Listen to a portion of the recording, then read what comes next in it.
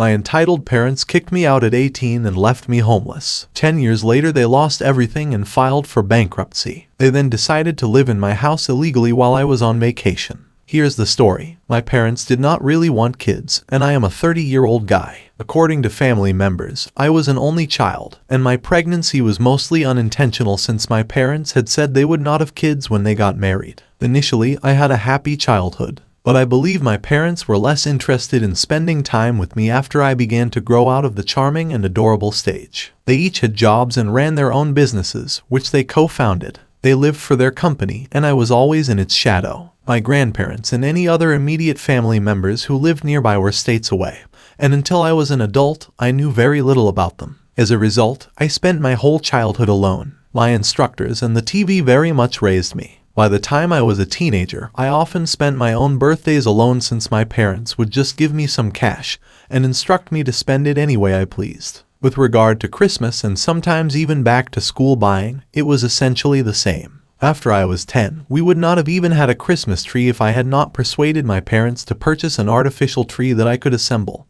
and then disassemble myself each year. If I were to sum up my parents, imagine them as those snobby individuals who only appear in black, partake in copious amounts of alcohol, and treat others with contempt. And the last time I saw my parents, they still had the same appearance and behavior. However, my father now always wore a toupee. I asked my parents if I might work part-time for them at their company when I became 16 years old. They also recently informed me that there were no available jobs or anything of the kind. They may as well have declared they did not want me there up front. My parents informed me when I turned 18 that because I was an adult, they anticipated that I would leave the house as soon as I was able. I was still in high school, so I had a part-time job. I also did not have nearly enough money saved for education. And shortly after high school concluded, my parents gave me the go-ahead to pack up and go. They received a formal eviction notice that provided me everything I needed, including 30 days. They did not even aid in my movement. I had to ask a friend's truck-owning father for assistance. I ultimately chose to live in a subpar apartment and work in retail. I had little experience in the real world and little free time.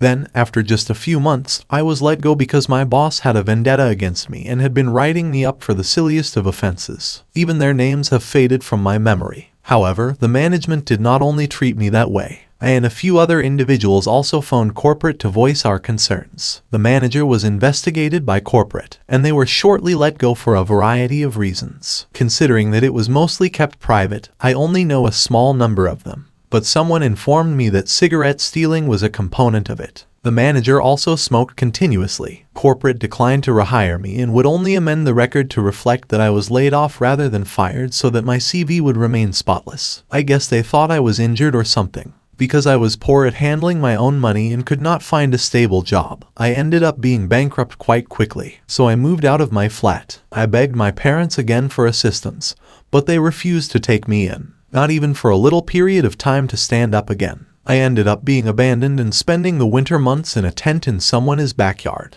I was a poor teenager doing whatever job I could find to survive after all of my pals had gone off to college, some of them in distant states. My saving grace came when one of my parents' neighbors learned that I was living in a tent and volunteered to take me in for a short period of time so I would not freeze. She assisted me in pressuring my parents into providing information on how to contact the other members of my alienated family. My parents were reluctant to speak. My best opinion is that they were afraid of criticism for how they treated their kid. But they finally divulged the specifics and provided me with a list of contact information, after which she instructed me never to disturb them again. Since they had not seen me since I was a baby, my father's side of the family's grandparents were ecstatic to hear from me when I contacted them. I am the only grandchild they have. My grandparents flew me over to live with them as soon as they could after learning about my condition. In a sense, they adopted me. Despite being invited, my parents did not even come to the airport to see me depart. I did not speak to them at all for about 10 years. My grandparents said that because of how terribly they treated me, they hated my parents and formally disowned them by removing them from their wills. I have been informed that my parents did not like hearing that. However, they added that it did not really matter as they were financially secure and did not need anything from my grandparents. How untrue that assertion proved to be. I was able to start attending to community college after roughly a year of living with my grandparents. Thanks to my grandpa's advice, I earned an associate's degree, found a respectable job, and finally my grandparents offered to sell me their home so they could go to Arizona and retire. My grandmother yearned to relocate to a warmer region since the chilly winters were becoming more and more detrimental to her health. To watch them go made me sad, but I was happy to purchase the home. They gave it to me for a fraction of its worth, and in a few more years, I will have it paid off. My employment sometimes requires me to travel, so I could find myself traveling for weeks at a time. I do not mind traveling, however. I do not have any animals, girlfriends, or anything of the kind.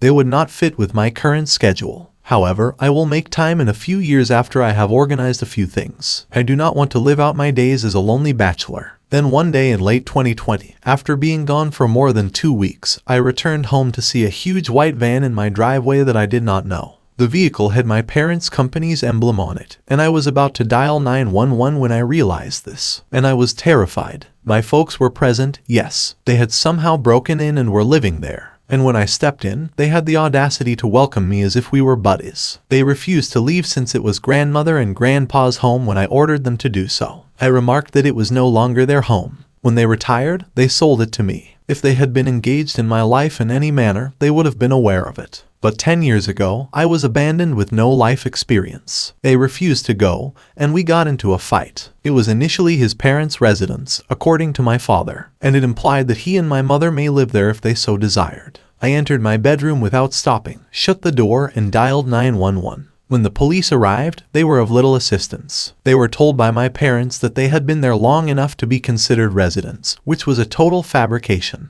However, I lacked any cameras to show they had left after a month. Both my neighbors and them lacked cameras. The dispute over how long my parents had really lived there pitted my word against theirs, and they were asserting squatters' rights. They claimed that we had a verbal rental agreement and that I was attempting to forcibly remove them. Even my mum started crying when she said it. The cops advised me to apply for eviction with the courts to remove them since it was a family matter. This occurred in 2020. The epidemic made it harder to go to court for anything. My parents are living rent-free in my home while I am away, which is sticking it in my face. According to what I learned from them, their company filed for bankruptcy, and they had to sell practically everything to cover their obligations. The vehicle and a handful of their personal possessions were all that was left. They so anticipated living in my home without paying rent for the foreseeable future. They were also working. They both quickly secured new positions. My mother works as a sales associate, while my father is a delivery driver. The only things they paid into were the utilities for water and electricity when they were earning money. Basically, they were simply throwing me a $100 cash each month and telling me to be glad that I was being paid at all. Every time I attempted to talk to them about paying correct rent, they would merely say that I owed them the right to live rent-free since I had taken 18 years out of their life. And they did not even ask for the money back at that point, then made a threat to cease all assistance with the utilities. I finally called my grandparents to explain the problem to them since I was at my wit's end. They spoke to my parents since they were so upset. My parents, however, insisted that they had a right to remain in my house, and stood her ground. My grandfather expressed regret that things had come to this, and that my parents would not have broken in if they had not sold me the home. I reassured him to be at ease. My official eviction request had already been submitted, and I would shortly get it. And my parents already understood that their time was running out. I made sure to express that in my parents' line of hearing as well. They answered by remaining quiet. My father worked 6 days a week as a delivery driver, which was a job he did not really like. He was gone most of the time. And in her leisure time, my mother essentially wanted to take over my home.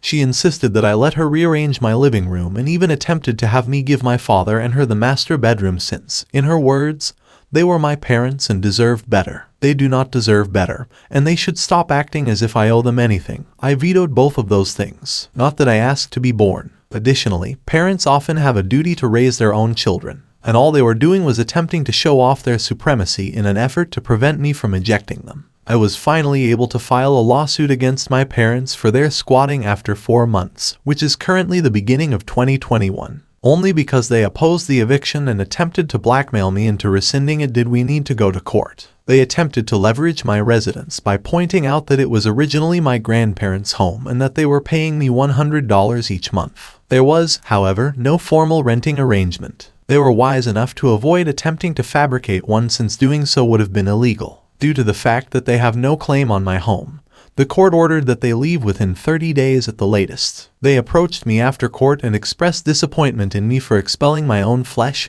and blood, because that is precisely what they did to me without giving a dang about my welfare. I could not help but chuckle and labeled them hypocrites. I do not love them since they did not love me. They owed nothing to me. They just attempted to behave as if everything I had belonged to them. They never really behaved like my parents, thus they had no right to claim to be my parents. To their faces, I referred to them as a couple of snooty liars and narcissists and advised them to settle their own matters. They already know that if they do not leave my home after the 30-day period, I will not think twice about calling the police. My father seemed furious, but my mother grabbed his shoulder and gave him a shake of the head to stop him from saying or doing anything. He gave me a smirk before leaving. They went, albeit not without some stress. They either ignored me entirely over that last month or tried to shame me into changing my decision. I hung a calendar in the living room and used a red marker to cross off each day before they had to depart. Additionally, a large red circle indicated the precise day they were to be outside. I can vividly recall that the last day was March 2nd. My parents delayed to leave my house permanently until the precise day they had to, even though they spent a few days sleeping on the floor in the guest room after moving all of their belongings out of the home. They did not even bother to attempt to seek for an apartment until after the court eviction was completed because they were so confident they could persuade me to let them remain. And my mom searched for an apartment for weeks. They had little choice but to move into a small, subpar studio apartment in the next city since that was the only option available. Similar to what I experienced when I was 18. Very ironic. The flat was awful. I once took my mother over to view it. The one window only offered a view of a brick wall outside. The walls were baby barf green.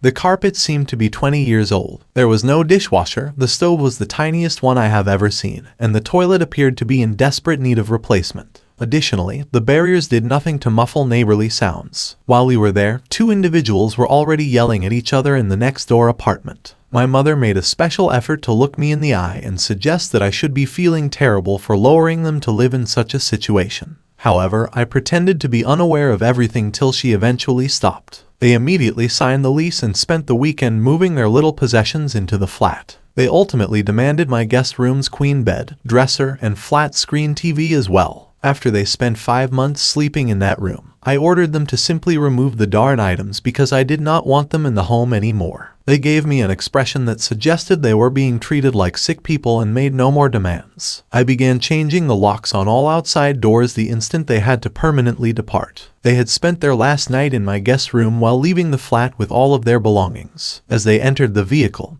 they saw me begin to remove the old lock off the front door. Both they and I remained silent. However, they did nothing except wait and observe me until I had installed the new doorknob. Finally, they walked away. The moment the vehicle started traveling down the road, I exhaled heavily in relief. They might live under a rock for all I cared since I believed that retribution had finally caught up with them. But no, my grandparents just received a call from them. They had contacted to boast that they had opened a new enterprise in the same state that I now reside in, and they are essentially on course to return to their pre-pandemic state in terms of living circumstances. It was earning a lot of money by demeaning others. Google has already found their next company, and it seems to be doing nicely. They have everything and numerous favorable reviews. To be honest, I feel fairly resentful. They had me endure months of homelessness and squatting for pennies on the dollar at my house before returning to their previous lives as snooty wine-drinking businessmen. If karma exists, it is moving too slowly. I've got a doorbell camera now. As someone finishing a degree in cybersecurity, it's not surprising that more and more companies are putting their sensitive data in the cloud.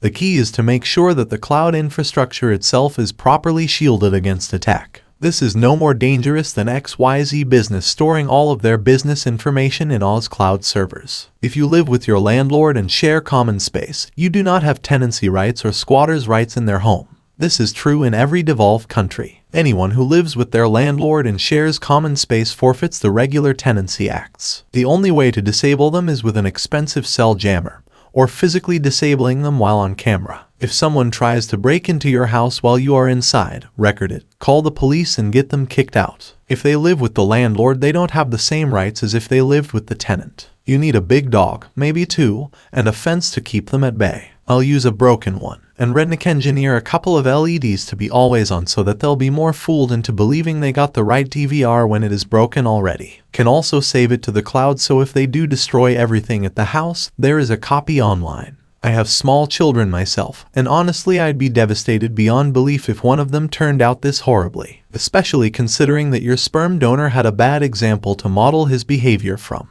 I hope you and your grandparents live well and to the fullest. Do what's right, forget people who've done you wrong. The minimum amount is however much you need to give to get them to agree not to contest the will. Giving it in dimes just makes them more likely to contest. Just stating in the will or trust that they do not plan for your parents to inherit has the same impact as giving any amount of money. When someone dies, they should have a clause in their will that says anybody who contests it forfeits whatever they would have been given, then give a penny. So say they leave dad 25 Kelvin and the rest of the money to you. If he challenges and loses, he gets bupkis. When buying a home, get suited up and inspect the whole house. Make sure all the locks actually work. You never know who the previous owners gave keys to. One of the doors from yesterday was locked when I got there, but I was able to push the door open because the mechanism didn't function. Squatters were getting into a house because someone had dug into the crawl space under the house. The crawl space had entry into the house through a closet and didn't even have hinges, just a board to push out of the way. For homes with crawl spaces, it's a lot easier to dig under the ring beam than you'd think.